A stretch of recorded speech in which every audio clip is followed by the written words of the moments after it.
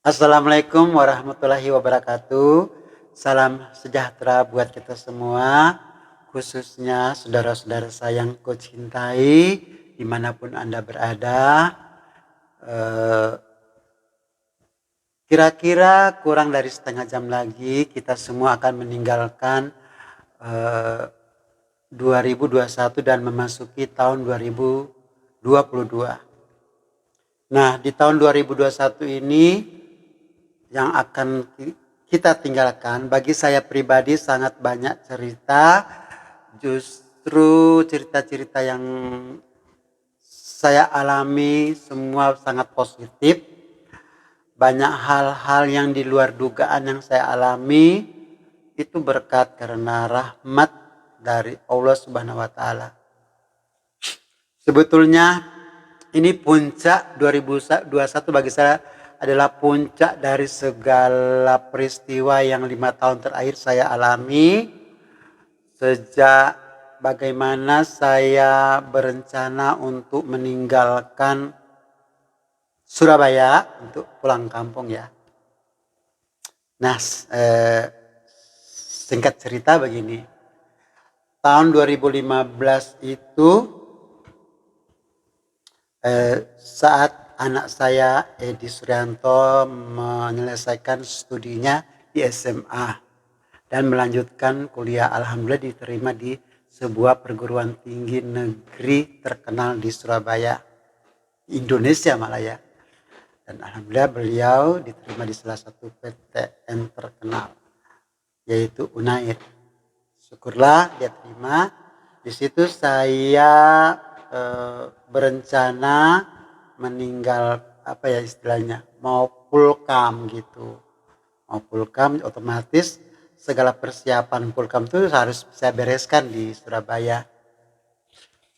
Puncaknya saya harus menjual rumah dan pasti ya. Nah, untuk bekalnya Edi saya mengontrak rumah selama 5 tahun biar dia bisa kuliahnya di sini tidak kos, dan saya mengontrak 5 tahun. Dan semua dana-dana itu saya persiapkan untuk kepulangan saya ke kota Mobagu. Ukuran saya waktu itu perencanaan yang sangat matang karena banyak dukungan, karena didukung oleh keluarga saya, terutama orang tua saya dan adik-adik saya. Semua mendukung, maklum ya, namanya jual rumah pasti ada uang. Jadi mereka suka, ya pastilah saya juga pulang harus bawa modal kan, nggak mungkin saya di hari tua di sana saya terbengkalai, apa ya, terlantar dan ketergantungan ke siapapun, jadi harus saya punya modal. Itu perencanaan, bukan perencanaan tapi sudah dilaksanakan, sudah 99% sudah clear gitu ya. Ini saya bilang tadi 2021 itu puncaknya, puncak dari segala cerita 5 tahun terakhir itu. Makanya, tapi di luar dugaan, apa yang saya jalankan itu tidak seperti yang saya bayangkan mulus. Itu banyak hambatan, bahkan di video ini saya tidak akan menceritakan hal detail karena saya nggak mau menyakiti siapapun. Karena dari di puncak ini saya sudah ikhlas banget, dan itu pada aku mau ceritakan pada intinya saya punya problem atas kepindahan, atas niat saya untuk pulkam. Ada problem di situ, khususnya dengan orang tua dan adik saya. Tapi saya tidak mau menjelaskan penyebabnya.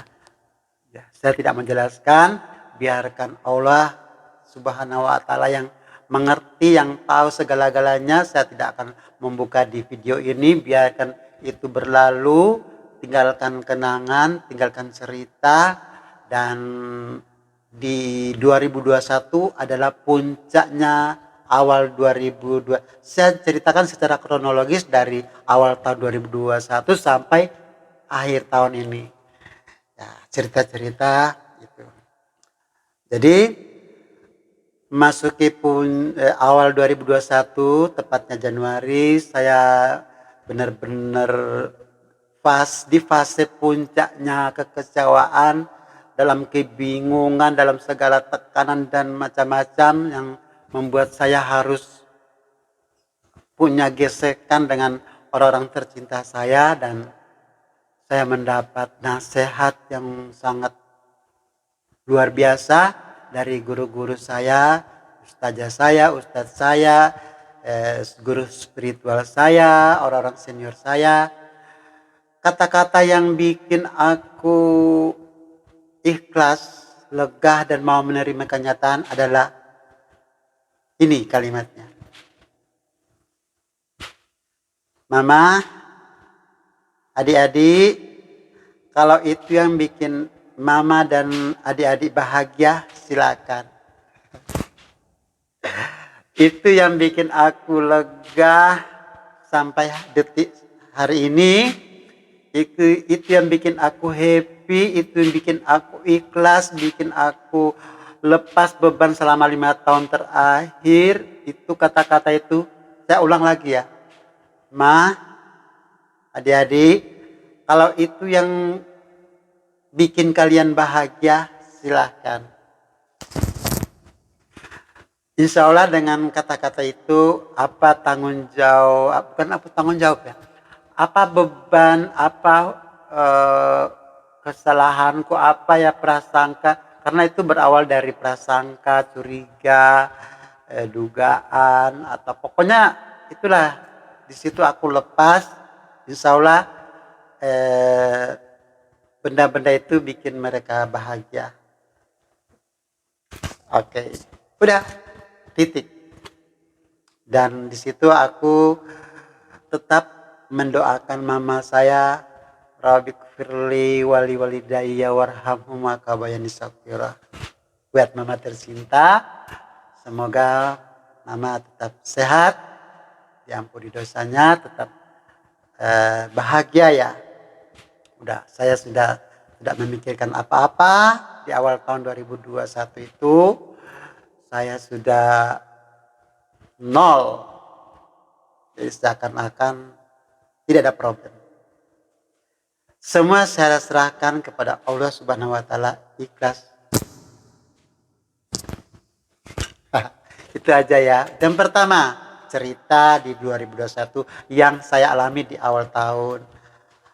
Cerita kedua yaitu bagaimana saya mengalami kehilangan atau mobil saya tidak ada kabar berarti sejak mobil itu dipinjam seseorang. Saya juga tidak akan menyebut orangnya, tapi di luar dugaan waktu itu saya benar-benar stres, benar-benar di tekanannya luar biasa. Saya sholat tiap tengah malam minta perlindungan, mohon petunjuk kepada Allah Subhanahu wa taala agar kendaraan saya bisa ketemu. Dan malam itu puncaknya saya menemukan seseorang, saya tidak sebut namanya. Ternyata mobilnya ada di foto, STNK-nya, plat nomornya, mobilnya di foto, dikirim ke saya. Ini ada mobilnya di saya, tapi dia minta uang 30 juta. Saya tidak ada uang segitu ya. Jadi kalau memang waktu itu saya ada uang, tapi saya harus membayar kontrakan, memperpanjang kontrakan salon. Nah, dia meminta uang 30 juta. Saya suruh datang dia ke rumah, ketemu di salon, dia meminta uang ojek 200.000, saya kasih. Dan di situ saya nego, intinya saya tidak bisa membayar dengan uang segitu. Dan tapi saya sambut dengan ramah. Sebelum cerita itu benar-benar banyak cerita dramatis antara pihak-pihak yang terkait. Saya benar-benar tertekan banget, tapi saya tetap minta pada Allah Subhanahu wa taala untuk melindungi saya, untuk memberi petunjuk. Dia minta awalnya 30 juta. Akhirnya puncaknya masih ada cerita dia minta uang ongkos 5 juta. Itu karena katanya mobilnya ada di Jakarta, harus diambil di Jakarta. Saya bilang saya nggak punya uang segitu, dan benar-benar saya saya ini punya kemampuan diplomasi dengan orang tersebut. Luar biasa, orangnya simpatik dengan sikap saya. Akhirnya saya dengan dia jadi akrab, jadi dekat. Makanya akhirnya dia bilang udah gak usah bayar. Dia bawa teman, waktu itu dia bawa surat-surat dan segala macam. Akhirnya kendaraan balik dan saya memberi uang 1,5 juta sebagai uang uang rokok lah. Alhamdulillah satu persatu peristiwa itu, peristiwa yang saya alami yang penuh tekanan selesai. Itu baru 2 persoalan. Itu di awal tahun 2 beres. Nah, cerita ketiga di 2021 yang luar biasa, yang di luar dugaan, yang sangat dinanti-nanti selama 5 tahun itu adalah bagaimana saya mendapatkan refund dari Sipoa. Karena pembelian apartemen yang saya niatkan untuk masa depan saya bersama anak saya, karena waktu itu kan ada rencana kalau saya ke Surabaya itu ada apartemen. Dan saya sudah cicil DP-nya selama 3 tahun lunas dan berlanjut dengan cicilan utamanya ya, cicilan.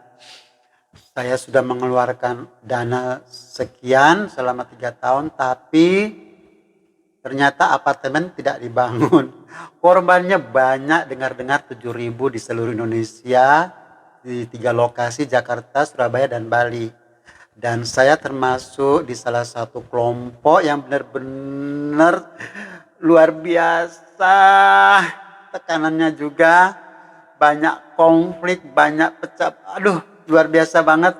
Di situ saya minta petunjuk sama Allah Subhanahu wa taala. Salat tengah malam saya minta petunjuk, karena pada akhirnya kelompok ini terbagi-bagi, terpecah-pecah, padahal kita sudah berjuang dari awal, capeknya berdemo berhari-hari ke pengadilan, ke Polda, ke Kejaksaan Tinggi. Waduh, luar biasa banget bersama teman-teman korban ya.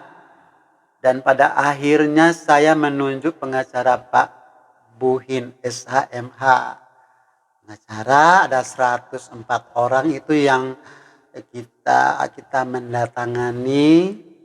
Itu sudah terkotak-kotak akhirnya, yang dari ratusan 900 orang itu terkotak-kotak, dan kita di kotaknya Pak pengacara Pak Mas Buhin.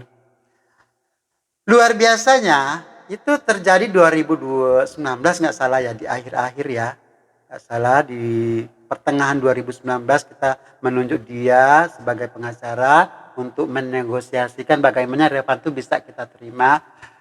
Nah, di Maret ini aku merinding, luar biasa banget. Thank you Pak Mas Buhin. Dari 104 orang itu saya terpilih salah satu dari 122 orang atau lebih mungkin. Pokoknya puluhan orang, nggak salah ya. Yang penting dari 100 lebih itu saya salah satunya. Dari 100 lebih orang itu hanya dipilih 20-an orang, salah satunya saya. Saya lagi setrika waktu itu mempersiapkan saya mau pergi, ternyata pagi-pagi jam 6 saya ditelepon pengacara. Halo Pak Muhammad Yunan, saya Mas Buhin. Kerugianmu berapa? Ini saya kasih undangan, hadir di hotel ini.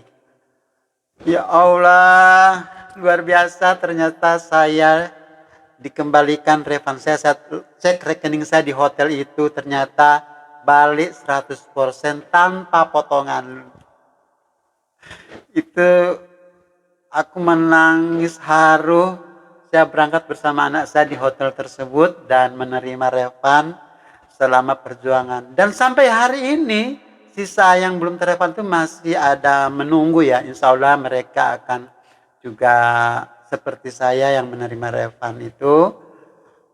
Mereka masih berjuang, masih berharap agar apa yang diperjuangkan mereka itu tercapai. Insya Allah, amin. Itu membuat saya juga bertanya-tanya, kenapa ya Allah sangat baik terhadap saya. Itu luar biasa banget. Padahal saya tidak kenal pengacaranya, saya tidak dekat siapapun. Saya seorang sendiri, tidak ada teman yang lain. Paling hanya teman yang ikut demo-demo itu. Itu pun tidak akrab ya, saya sendiri.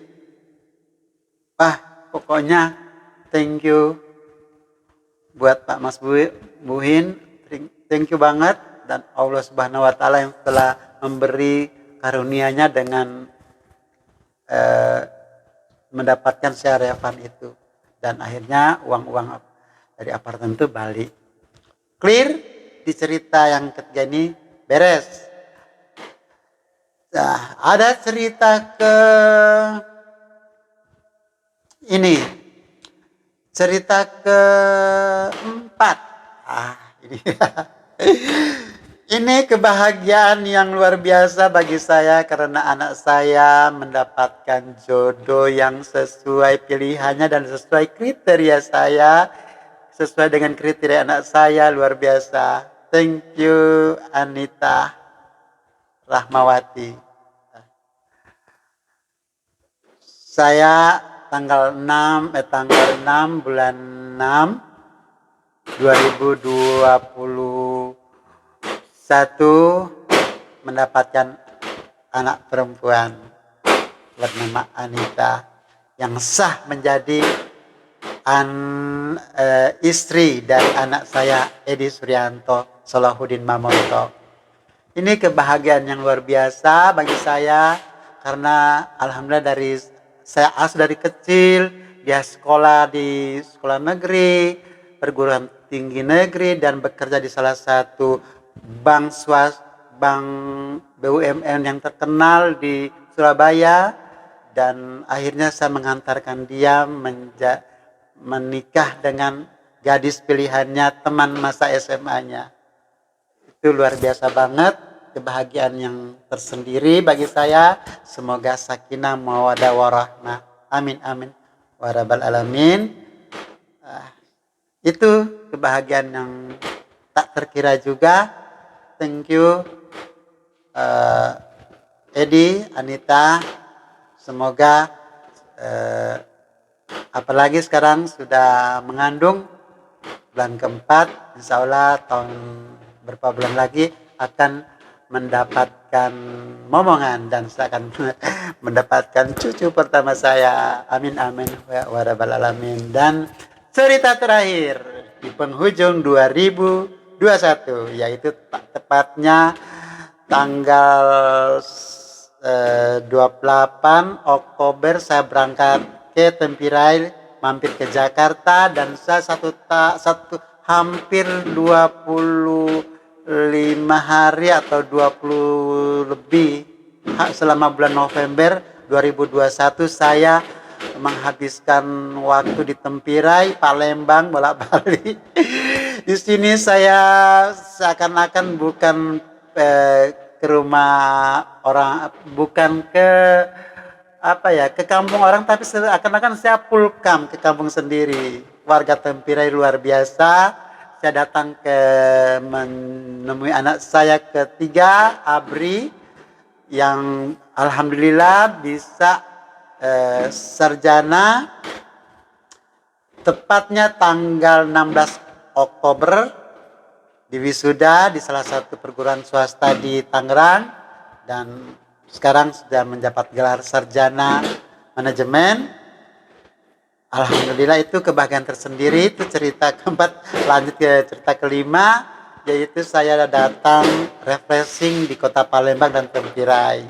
Luar biasa sambutan mereka, dan di sini saya memantau langsung bagaimana perkembangan KIT yang saya dan Abi rintis, insya Allah bisa berkembang pesat dan bisa berguna buat bangsa dan negara dan khususnya warga Tempirai dan Kabupaten Pali khususnya. Sekarang sudah kedengaran ini petasan. Petasannya sudah kedengaran gemuruh di luar sana. Itu pertanda tahun 2022 telah tiba. Saya tidak tahu ini. Wow. Itulah kenangan banyak kebahagiaan yang saya rengkuh di tahun 2021. Semoga berlanjut di 2022 ini. Saya sangat bersyukur kepada Allah Subhanahu wa taala yang membimbing saya, memberi petunjuk kepada saya, memberi banyak rahmat dan karunia dan rezeki yang luar biasa. Rezeki tidak harus dengan harta benda, tapi problem, mengatasi problem itu kalau tidak ada campur tangan dari Allah Subhanahu wa taala tidak mungkin akan terselesai dan kita akan stres. Tapi dari rangkaian 5 sampai 6 peristiwa tadi itu benar-benar campur tangan dari Allah Subhanahu wa taala. Amin amin. Ya itu aduh luar biasa di luar. Happy New Year 2022. Saya Muhammad Yunan mengucapkan selamat tahun baru 2022. Pesan saya cuma satu. Untuk kalian semua, angka 2021 akan berganti 2022. Itu tidak ada artinya jika kalian atau Anda termasuk saya melakukan hal yang sama melakukan kesalahan yang sama di tahun berikut. Jangan melakukan kesalahan yang sama di tahun 2022. Oke? Bye-bye. Saya Muhammad Yunan menceritakan Kaleidoskop 2022 dari Surabaya pukul 20 berapa? 12 atau pukul 00 2 Januari 2022. Tanggal 1 Januari 2022. Bye bye. Wassalamualaikum warahmatullahi wabarakatuh.